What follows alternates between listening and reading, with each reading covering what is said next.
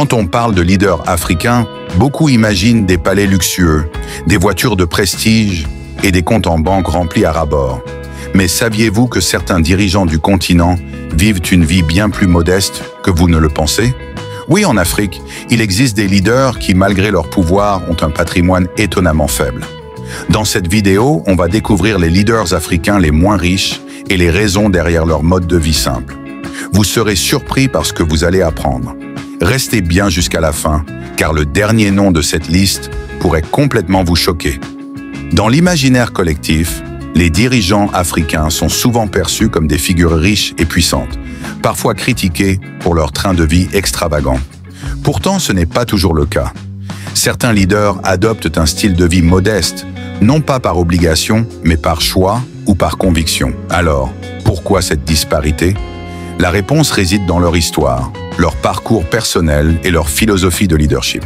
Premier dirigeant numéro 1, Patrice Talon, Bénin.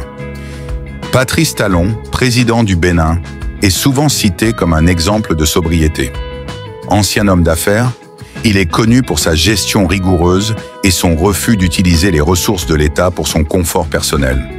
Sa richesse personnelle est modeste comparée à d'autres leaders du continent. Deuxième dirigeant numéro 2, Ahmed Abdallah Sambi, Comores. Ancien président des Comores, Ahmed Sambi a marqué par son humilité.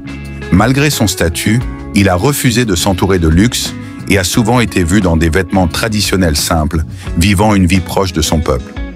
Troisième dirigeant numéro 3, John Magufuli, Tanzanie.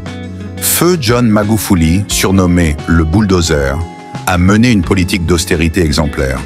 Il réduisait les dépenses inutiles, voyageait en classe économique et refusait d'utiliser l'argent public pour des besoins personnels. Mais pourquoi ces leaders ont-ils choisi un tel mode de vie? Est-ce par conviction religieuse, par volonté de se rapprocher de leur peuple, ou simplement parce qu'ils comprennent les difficultés économiques de leur pays? Pour beaucoup, c'est une question d'intégrité et de leadership responsable. Ils veulent montrer l'exemple dans un continent où la corruption reste un défi majeur. Ces leaders nous rappellent que la richesse n'est pas toujours synonyme de pouvoir. Leur mode de vie est une leçon d'humilité et d'intégrité pour tous. Et vous, que pensez-vous de ces dirigeants? Pensez-vous que d'autres leaders devraient suivre leur exemple? Dites-le nous dans les commentaires. Si vous avez aimé cette vidéo, n'oubliez pas de liker, de vous abonner à Jericho TV et de partager cette vidéo pour inspirer d'autres personnes.